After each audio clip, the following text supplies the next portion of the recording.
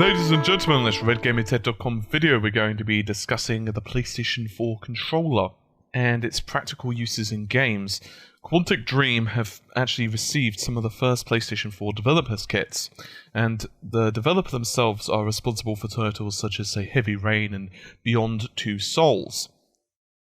Now, during a recent interview, one of the members of staff was talking in the Digital Dragons conference in Poland, which was just the weekend gone, and he was quoted in saying the following: "The most obvious things are the elements that, for example, PC games took advantage of, the extra gamer-friendly keyboards with LCD displays." And this is the important part, by the way. If I'm not mistaken, the touchpad, that would be of the PS4 controller, allows you to display things as well, so that's one of the things. Probably a lot of other people are going to be doing user interface elements on it. It's the thing that comes to mind first. I still don't know 100% of what things are going to be implemented in, and then it went on to say about their titles, and then finally he closed off by stating, "I don't think it's a breakthrough feature, not to disrespect it, but I still think it's very cool."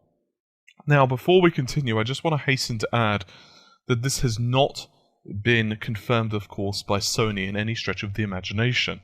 And from the previous data that we had, it seemed that the controller was, well, pretty much bereft of a screen. In other words, the only thing that this touchpad would do would be simply to act as a touchpad on, say, the Vita. In other words, you could touch it and various things would happen, but that's about it. However, if this latest rumor, or news, depending on how you want to perceive it, is true, and the final versions of the pad will indeed actually include the ability to actually display images as well, that would be, of course, very awesome.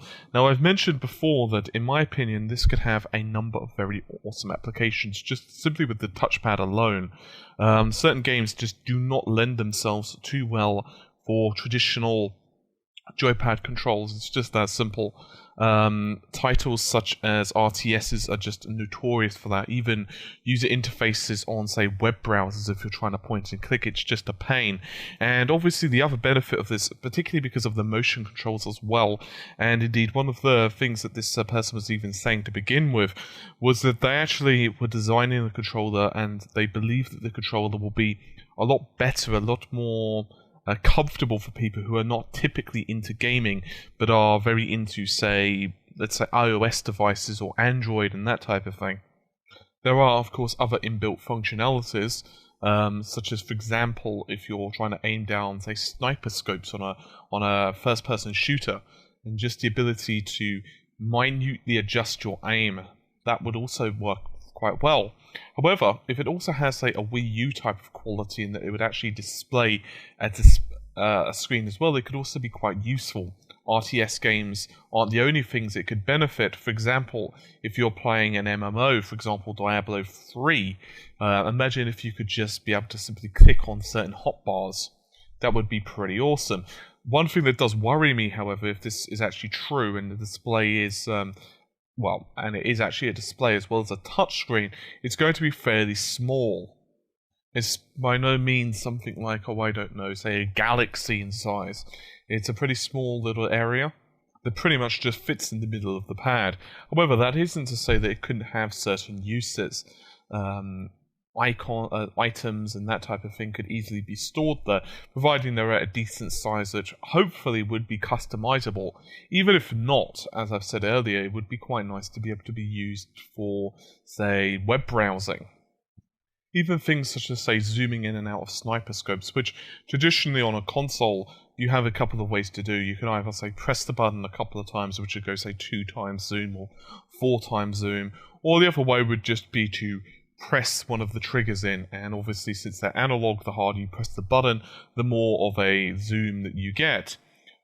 This would also be quite, possible to do on the PS4 controller. However, one of the other options would be, of course, pinch to zoom and so forth, which of course you can easily do on, say, web browsing on the Android phones. We do know from previous announcements that one of the things that they also did for the PS4 controller is to remove a lot of the analog functionalities from, say, the square and the triangle and the other front-facing buttons. One of the reasons for this, quite simply put, is that it didn't really benefit most titles. It's very difficult, if you think about it, to, say, press square at a certain level of pressure. It's not really, very sensitive in that respect. You can kind of press it or not. Therefore, although some gamers obviously would have the ability to press it with a certain degree of pressure if you're, say, practiced on the controller, if you're not really that well versed in it, or you're new to it, or, the average gamer, they probably won't be. And therefore, one of the things that Sony decided to do was to remove this functionality, which pretty much frees up bandwidth.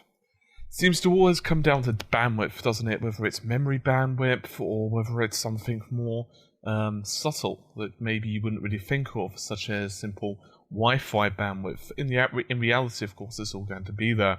And with the possible revelation, anyway, that this is indeed an actual screen, it would be I'll be very curious anyway to see just how the bandwidth is going to be managed in such an environment. However, rather obviously, we're not going to be seeing something like, a 1080p display running at 60 frames per second. One of the reasons for that, of course, would be putting more strain on the console CPU and other components anyway. It's even possible that we'll get more of a subtle functionality. For example, if you guys have ever played on, say, the Sega Dreamcast, which, of course, actually did have a display functionality with its VMS, and indeed it actually did other things as well, such as release a series of beeps if you got close to a certain item. Skies of Arcadia is a perfect example of that as well. And so everything from, say, maps to, being able to zoom in, as I've said previously, on, say, sniper-based weapons, RTS type of controls, inventory. All of that is definitely a possibility, combined with the added functionality of, say, tilt and zoom, the regular tilt and various other functionalities that the PlayStation's various controllers actually have built in. It's going to be that much more flexible for developers and gamers, and hopefully there's going to be a degree, as I've said earlier, of customization available for this as well. It would also be quite cool from a completely, subtle perspective is, imagine, for example, you were to get a message from, say, one of your friends online, and you didn't really want to pause the game to see it because, well, you didn't want to get massacred. It would be quite nice if you could simply press a button and that message appeared on your controller, so you could kind of flick your eyes down and just say, oh, look, Bob wants to play a game with me.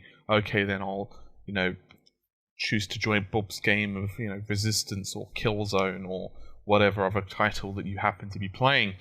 Anyway, I think that just about does it for this particular video, so let me know your thoughts and opinions. Once again, I just want to reiterate that this is by no means confirmed by Sony, it's just simply what one developer stated. So it's entirely possible that he got his wires crossed or whatever. So anyway, bye for now and take care of yourselves.